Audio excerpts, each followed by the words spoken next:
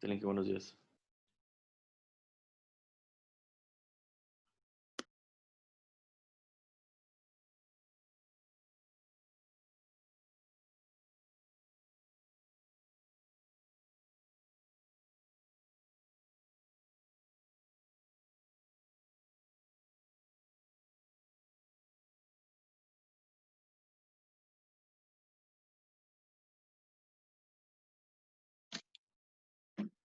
¿Qué tal, Ricardo? ¿Cómo está? Buenos días. ¿Qué tal, Inge? Buenos días. ¿Cómo estamos? Bien, bien, estamos viendo si llega más. No sé si ya somos todos. No, me parece que Leo y Silverio ya están tratando de entrar. Ok. Dale, pues, para ir preparando lo que vamos a trabajar en este rato. Oiga, Inge, ¿todavía no ha checado lo de mis comentarios? ¿De qué? ¿En dónde, hijo? De mis plataformas, bueno, de la plataforma de mis actividades. Ah, ¿cómo se calificó? Ajá. No, pero ahorita voy a tener, ahorita voy a tener 2 horas para revisarlo y mandarte la retroalimentación. Inge, porfa, ¿Vale? no, porque sí. Sí vi lo de su, ¿Sí viste la rúbrica? ajá, y pues sí traté de cumplir con todo lo que nos pidió, pues en ella, para tratar de pues, tener la mejor calificación que se pudiera. Ok, Pero ahorita sí, lo vuelvo a checar para ver, a lo mejor yo me apachurré donde no era. sale, Inge, sí, por favor. Sí, no te apures, ahorita lo revisamos. Eh, lo que vamos a trabajar, la instrucción que tenemos, no sé si a ustedes se las dio directamente la licenciada. Ujú. Estaba ella, ¿no? Le preguntamos. Es trabajar la primera hora Ajá. con un repaso, una recapitulación de lo que vimos en clase. Y y el resto de las 2 horas nos llegó apenas un mensaje donde se les hace la invitación a, en estas 2 horas, realizar el cuestionario de la plataforma Sí, sí, sí. y que pues para aquellos que no pudieran o no eligieran no hacerla, pues estaba abierta hasta el domingo a las 12 de la noche, 11:59. Sí, sí, sí. Pero haz de cuenta que ese espacio, el tiempo que va a estar abierta, pues según la indicación de la administración es pues para aquellos que por cuestiones de trabajo o lo que sea, pues no pudieran hacerla o no pudieran presentarse hoy. Pero la instrucción es que pues yo voy a estar conectado aquí en la plataforma, pues hasta la que termine la clase. Ustedes sí se pueden desconectar, para acceder al cuestionario y en caso de que surgiera alguna duda o algo, pues aquí voy a estar. Se conectan otra vez y ya me preguntan. Y sí, Entonces, sí. sí, el chiste es que pues ellos van a ejercer su derecho de supervisión, de que yo esté aquí esperando a los alumnos que terminen su examen. ¿Y sí está muy difícil? No, te va a dar risa. Es de risa el examen. Sí, Bueno, ojalá que sí.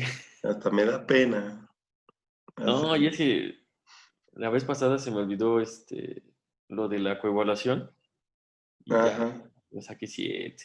sí, sí, sí. Pues hubo alguien que reprobó, no sé qué fue. Ah, Reprobó no, y sí. quedó con 6.9, algo así. Sí, sí, sí. Y pues si hubiera contestado su autoevaluación, hubiera salido sin problema. Sí, sí, sí. Pero Híjole, bueno, bueno, sí. hay que revisar, pues y lo único que tienen que hacer es revisar la plataforma. No, sí, sí la revisé y sí me acuerdo que lo vi y dije, no, pues ahorita la contesto. ¿Se te Y ya, pasó? si ahorita la contesto, pues ya se me fue. Ok. Bueno, Entonces, se está conectando alguien que se llama Ale L23. No sé quién es. Ah, Identifíquese. voy a cambiar mi nombre. Soy Abby. Avi. ¿Es su nombre? No, se me ¿En qué olvidó. planeta es su nombre? Es que mi lap no quiere prender. Porque es como Wally, eso que dice ahí. Sí. Ale. ALL23 es como Wally, o como Arturito, o Citripio. Bueno, entonces ya estamos la mayoría.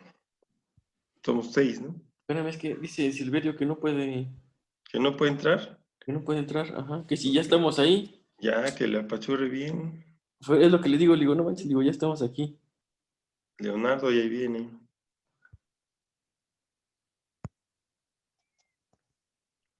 Ya está Leonardo. Falta...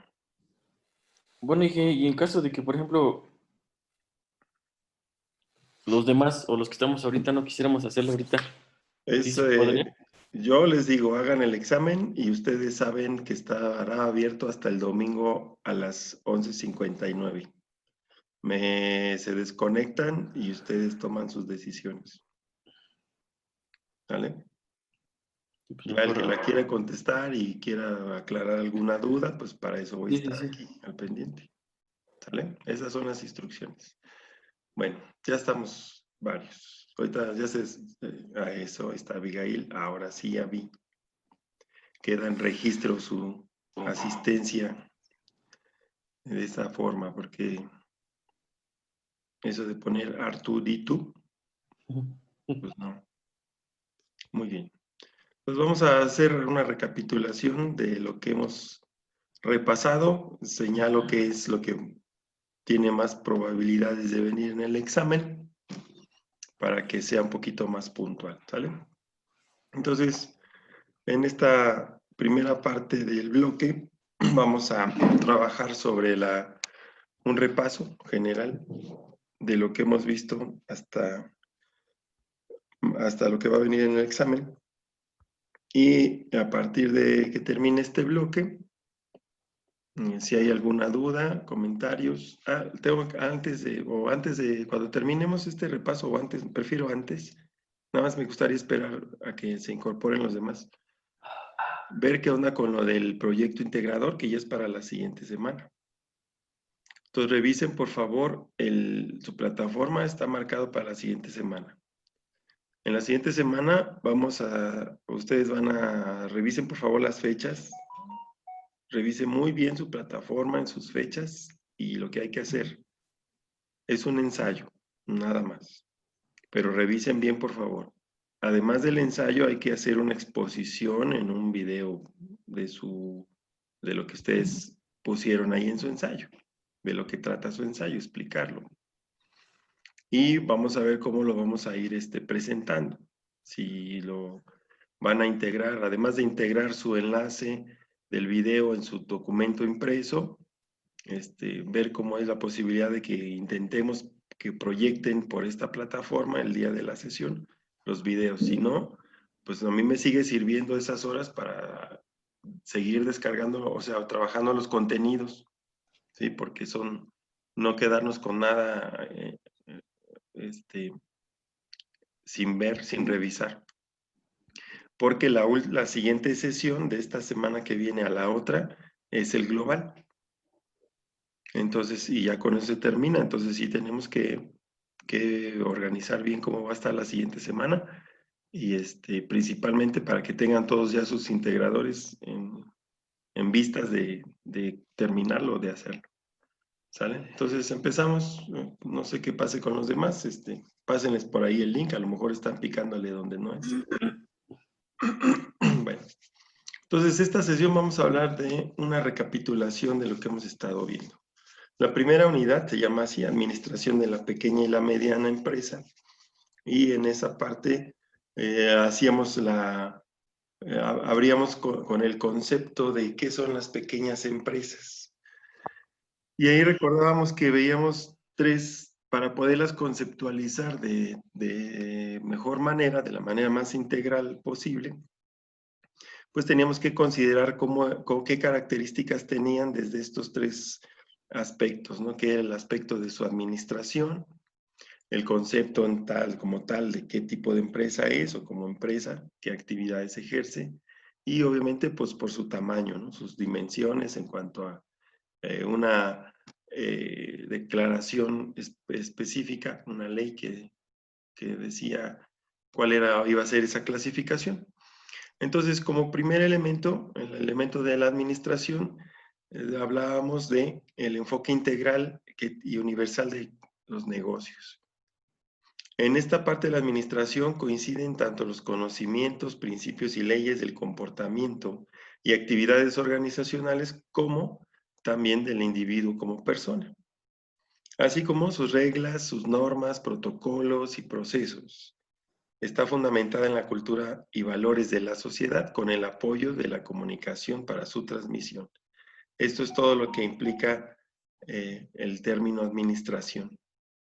Y luego, pues obviamente lo que ya conocemos, ¿no? Con el apoyo de la comunicación para dar a conocer todos estos aspectos mencionados.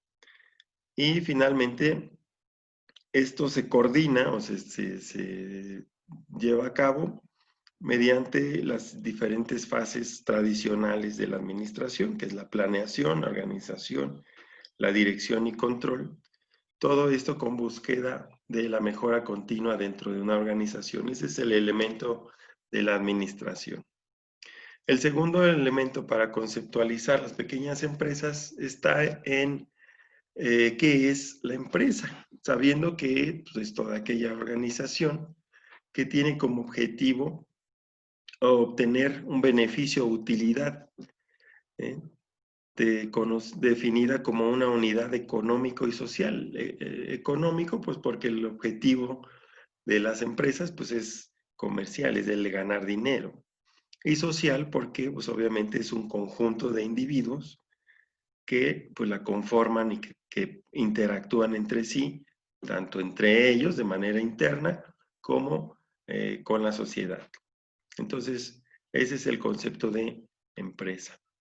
Tanto para el empresario y su organización como para la sociedad en la que está inmersa, donde se coordinan el capital, los recursos naturales, el trabajo y la dirección para satisfacer las necesidades del mercado en algún artículo o servicio en específico, ¿no?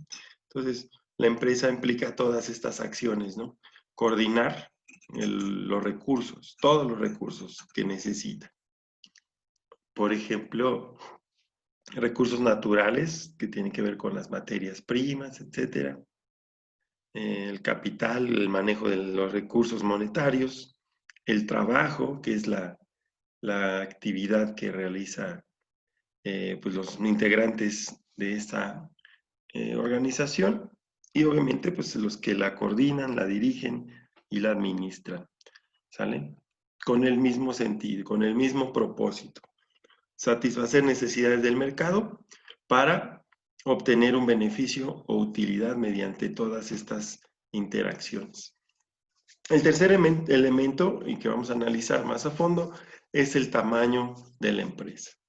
Entonces, para definir cuándo es el tamaño pequeño de la empresa, es decir, conociendo como la dimensión o su magnitud, pero se hace referencia a que a partir del 30 de junio del 2009 se determinó por la Secretaría de Economía el tamaño en función de la cantidad total de personas que conforman la organización y el nivel de ventas anuales. Entonces, ahí vamos a analizar, de acuerdo a estos criterios, cuáles los tamaños de las empresas. Y revisábamos que las microempresas de cualquier sector productivo, ya sea el industrial, el de comercio o el de servicios, se integran hasta por 10 trabajadores, con un monto de venta anual de hasta 4 millones de pesos. Esos son los dos criterios que la distinguen. Después siguen las pequeñas empresas de comercio. Estas disponen a partir de 11 hasta 30 trabajadores con ventas anuales de 4 a 100 millones de pesos. Siguen la pequeña empresa industrial o de servicios, que estas disponen de una nómina de 11 a 50 empleados con ingresos de 4 a 100 millones de pesos. Entonces aquí estamos viendo tanto del ramo comercial como industrial y de servicios. La mediana empresa de comercio deberá tener de 31 a 100 empleados y una facturación de 100 a 250 millones de pesos. La mediana empresa de servicios deberá tener de 51 a 100 empleados y una facturación de 100 a 250 millones de pesos. La mediana empresa industrial deberá tener de 51 a 250 empleados con ingresos de 100 a 250 millones de pesos. Estas fue la clasificación de las pequeñas y medianas empresas. Es decir, ahí identificamos las características de este tipo de empresas y cómo se encuentra su clasificación. Posteriormente de ello revisamos este apartado. Veíamos que en la definición de pequeñas empresas había una serie de aspectos que se interrelacionaban, ¿no? Como parte de ella. Y dentro de estos, pues, la definición de qué es un ente, una unidad económica social, pues hablaba de precisamente cómo se organizaban las personas dentro de esta empresa, dentro de esta organización. A partir de ahí, pues analizamos esta parte de lo que se da dentro de estas empresas como la integración organizacional. En esto resaltaron dos conceptos fundamentales, el de integración y de diferenciación. En estos conceptos desarrollados por Lawrence y Lorsch son una buena clave para acercarse a los principios básicos del ordenamiento organizacional, es decir, la organización de la organización, por llamarlo así, y de la integración interna de las organizaciones. Estos procesos se pueden definir de la siguiente forma. El proceso de diferenciación consiste en la división de la organización en subsistemas o departamentos, en los que cada cual desempeña una tarea especializada en un contexto también especializado. Entonces aquí es donde hacemos el proceso de diferenciación, es el que establece o determina áreas funcionales, ¿sí? O departamentos o áreas departamentales, dependiendo del tipo de organización. Que cada uno de ellos tiene sus propias características, sus propios objetivos, sus metas, sus procedimientos, etc. Y está por otro lado el proceso de integración. En este se refiere al proceso generado por presiones provenientes del ambiente general de la organización que busca unificar esfuerzos y la coordinación entre estos diversos departamentos o subsistemas. Entonces, mientras el proceso de diferenciación lo que está haciendo es generar las áreas funcionales, el proceso de integración lo que hace es coordinar esas áreas funcionales. ¿Ok? Para un funcionamiento exitoso de la organización se necesita la coexistencia y el equilibrio entre estos dos procesos, el de integración y el de diferenciación, y que la interrelación definida corresponda a las metas organizacionales y a las condiciones externas. Quiere decir que todo este equilibrio que se busca entre saber definir correctamente las áreas funcionales o los departamentos, delimitándolos, manifestando sus alcances, sus objetivos, etcétera. Y con el proceso de integración, es decir, estableciendo sus vías de comunicación, imaginemos un organigrama en el que vemos cómo se interrelacionan todas ellas, corresponda también a las metas de toda la empresa en general. Es decir, es llevar a cabo una adecuada diferenciación e integración en una empresa, pues debe de estar también enfocada a lograr los objetivos fundamentales o generales de la propia empresa. Lo siguiente que revisamos fue precisamente de lo más destacado que vamos a ver en este bloque, en este examen, Pues habla de las formas y tipos de estructuras organizacionales.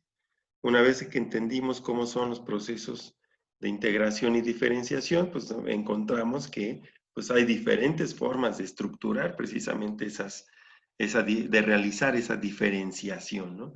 O lo que le llamamos diferentes maneras de estructurar las áreas funcionales. Vemos la organización entonces como un conjunto de sistemas, estructuras, procesos de dirección, tecnología y estrategias. Todo eso puede ser una organización. Es un concepto mucho más amplio que el de simple estructura organizativa, que incluye además de la estructura formal de la empresa, el diseño de los procedimientos de trabajo, el estilo de funcionamiento real u organización informal, si esta se presenta, y los procesos de selección, incorporación a la cultura y desarrollo del personal o de esta parte social que conforma una empresa, ¿sale? Entonces, vamos a partir de este concepto que fue necesario para identificar también cuáles son los problemas que la organización presenta y cuáles serían los factores que influyen, ¿no? Entonces, hay muchos aspectos que inciden sobre una organización que generan ciertas problemáticas. ¿Cuáles son estos factores? Pues el fuerte crecimiento del nivel de actividad que no ha sido acompañado por el adecuado dimensionamiento de las funciones de apoyo, es decir, de la parte administrativa o financiera o de sistemas de información, generando cierto desorden y carencias en el control y en la información. Esto sucede cuando las empresas van creciendo, inician tal vez como una microempresa y van evolucionando y se genera un problema porque pues no, esa evolución no fue acompañada de una estructura administrativa o una estructura organizacional adecuada, por lo cual pues se genera desorden, carencias de control y falta de información, porque pues todo esto esta situación de crecimiento pues va rebasando las posibilidades y capacidades de la estructura organizacional inicial, principalmente. Eso es lo que da origen a diferentes maneras de estructurar las organizaciones, de conformar las organizaciones, tanto en el aspecto de su propio crecimiento y sus propias características, como puede ser el ramo o el sector al que se dediquen, si es una empresa comercial, industrial o de servicios. Sin embargo, para tratar de acompañar la evolución que tienen estas pequeñas organizaciones o que pudieran tener, pues ahí nos vamos a dar a conocer algunos de los tipos de estructuras que se aplican regularmente para su funcionamiento, ¿no? Para su desarrollo. Y en eso están los tipos de estructura que revisamos, pues es la estructura funcional, la estructura divisional por productos, la estructura divisional por mercados y la estructura matricial, que fueron las que tocamos en esa ocasión.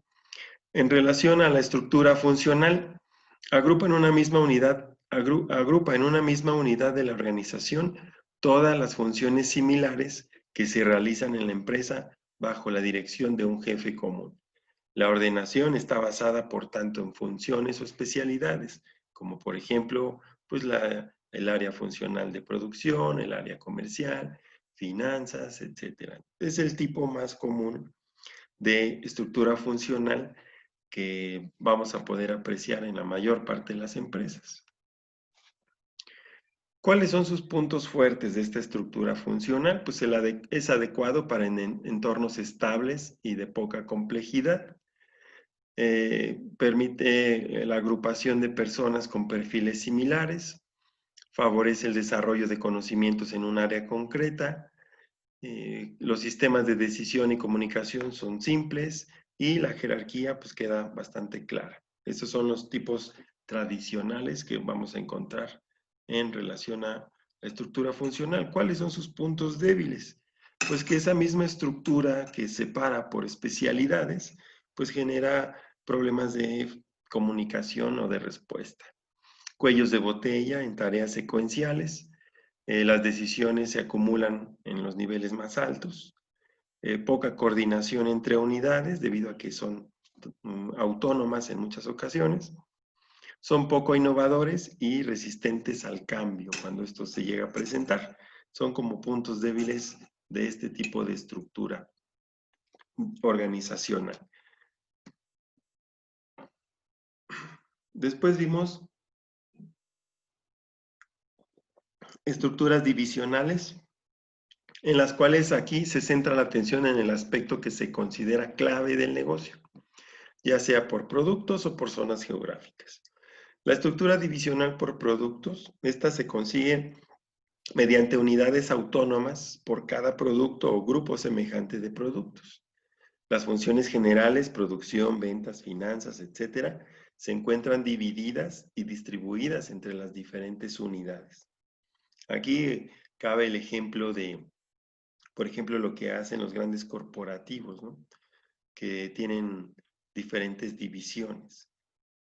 Por ejemplo, de lo que puedo acordarme, Boeing, a pesar de que está en un solo punto, es una sola empresa, pues tiene dos divisiones importantes, que es la planta de pulpa y la planta de embotellado, que es la que está aquí en Tizayuca. Creo que la de pulpa está en San Juan del Río o Querétaro, no sé dónde está. Y obviamente, pues estas dos unidades, estas dos divisiones, pues son autónomas una con la otra y solamente pues intercambian los productos finales.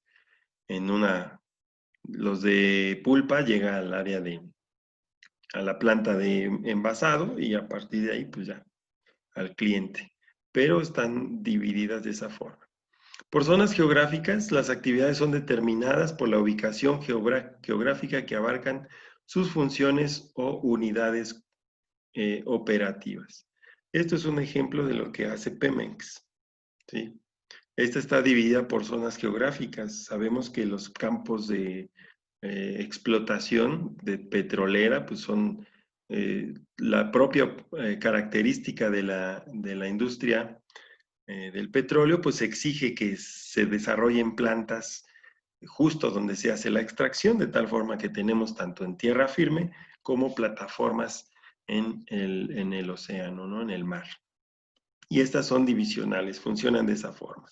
Se extraen los productos, después hace toda la logística de transportar los productos que de ahí se extraen hacia las diferentes plantas que están ubicadas acorde a las zonas geográficas por su facilidad y su economía logística. Los puntos fuertes es eficaz en el crecimiento, clara rendición de cuentas, son unidades autónomas, autoadministradas. Facilita la delegación y la descentralización, apropiada para empresas que trabajan en múltiples mercados con múltiples productos. Los puntos débiles provoca conflictos en la distribución de recursos, duplicación de recursos y peligro de infrautilización, lo que genera un aumento de costos operativos. Una difícil comunicación por la barrera entre divisiones, son tan autónomas que difícilmente permiten una comunicación fácil de beneficios para las demás plantas de la división. Y pues hay un aumento del personal, del staff, la necesidad de un staff central especializado que coordine. Y ya saben, ¿no? Las oficinas de la matriz siempre te dicen, es que la matriz está en tal lugar y ahí se resuelven otro tipo de asuntos. Entonces, esta es debido a esta necesidad de que haya un punto centralizado que coordine todo lo que las demás divisiones están generando. La otra estructura es la estructura matricial. Suelen ser estructuras funcionales, pero con proyectos con atribuciones superiores a las funciones. Y en todo o en gran parte autosuficientes tanto en recursos y personal. La estructura en matriz se creó originalmente para resolver problemas complejos de coordinación y realización de grandes proyectos. Esta parte, haz de cuenta que toman un segmento de imaginemos como si fueran conjuntos matemáticas. Entonces hay un conjunto que se llama producción, un conjunto que se llama ingeniería, un conjunto que se llama instalaciones, etcétera.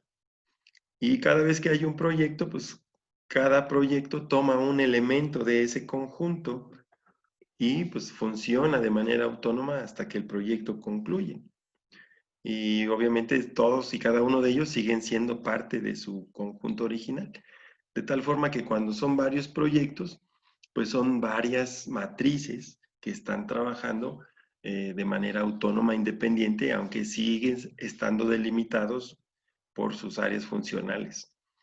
Puntos fuertes: énfasis y dedicación a su producto o proyecto específico.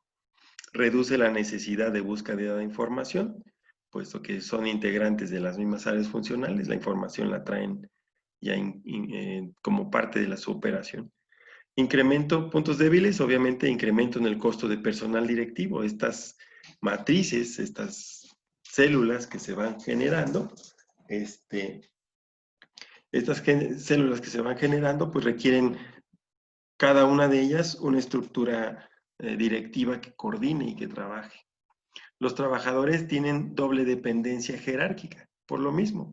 Así como siguen siendo parte de una área funcional donde tienen un jefe, un coordinador, un directivo, cuando salen de esta para integrar las matrices de proyectos específicos, pues también tienen que rendir, ahora sí que rendir información a quien lo está coordinando en el proyecto específico. Por lo tanto, generan doble dependencia jerárquica. Tienen dos jefes: el jefe original de la estructura general de la empresa y el jefe que les asignan del proyecto específico.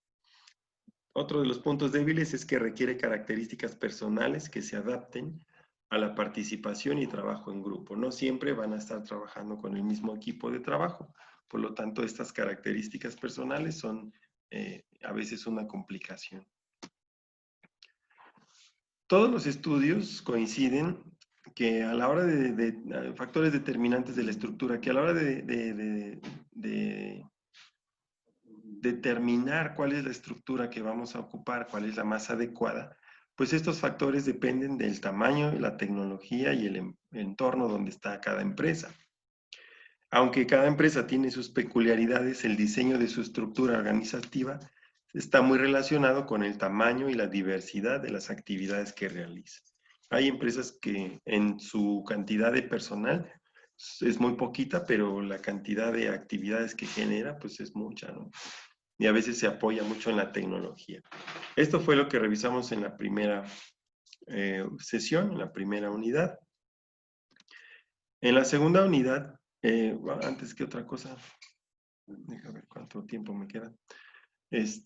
¿Dudas hasta aquí? Esto es lo que más importante, es lo que seguramente vamos a encontrar en el examen y a lo mejor hasta menos.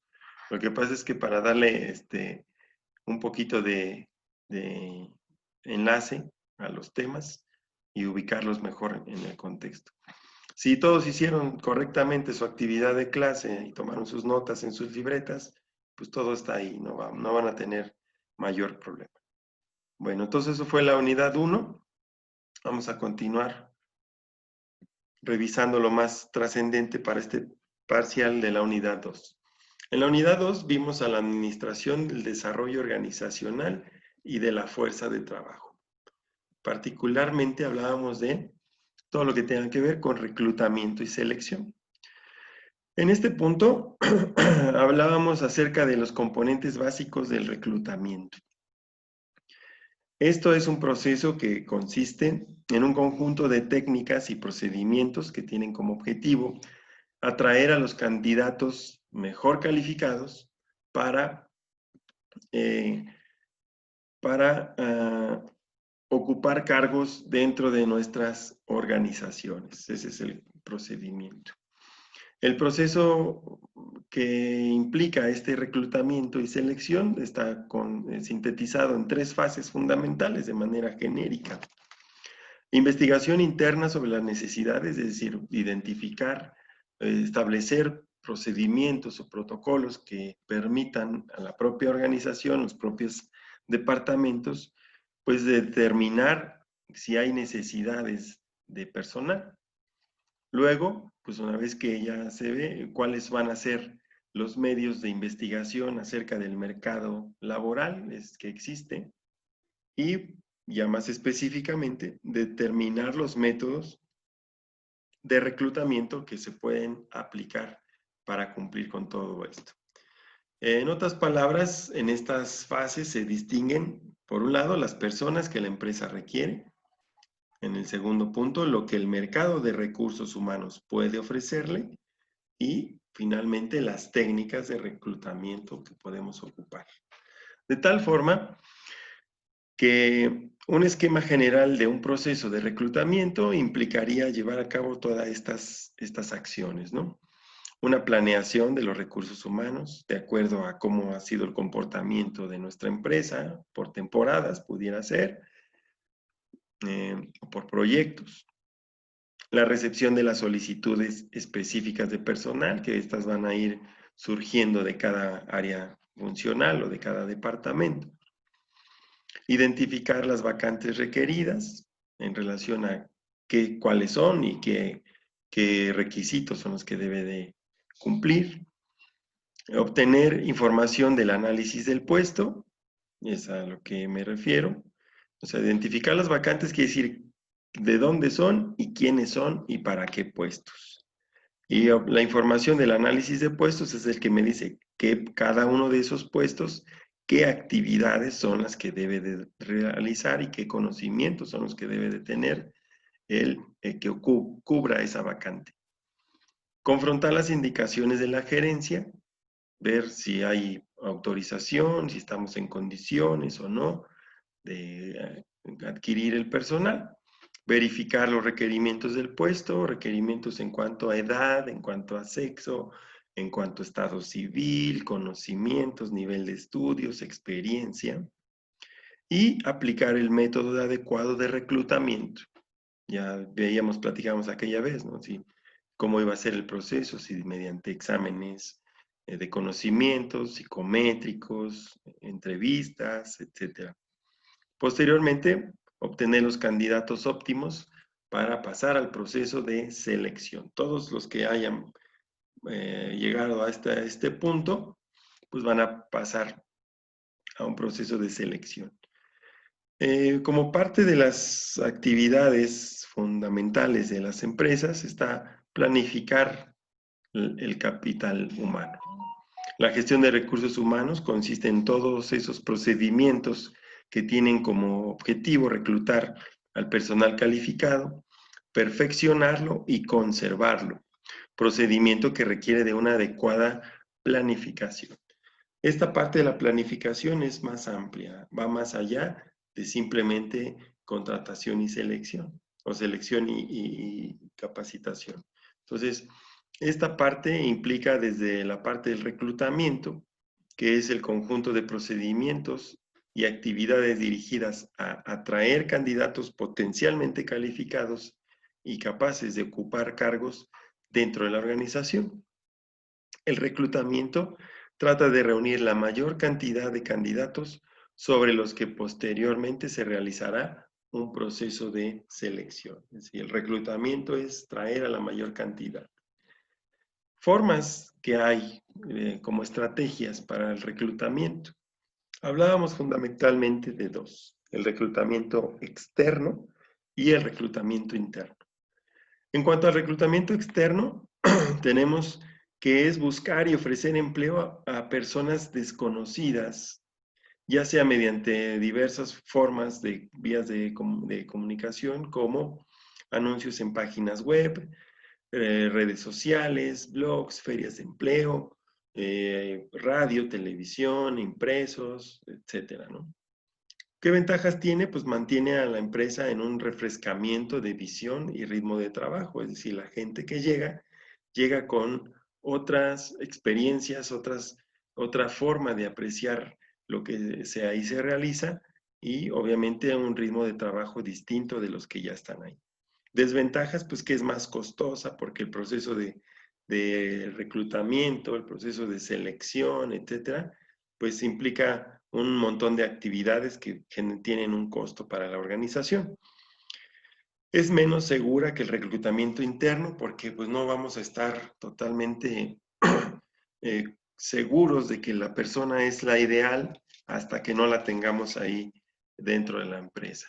Y bueno, pudiera ser que lo que aparentemente resultaba un buen candidato, una buena selección, pues resulta que no, con el tiempo, con el paso de los días, las actividades que va realizando, pues resulta que no es.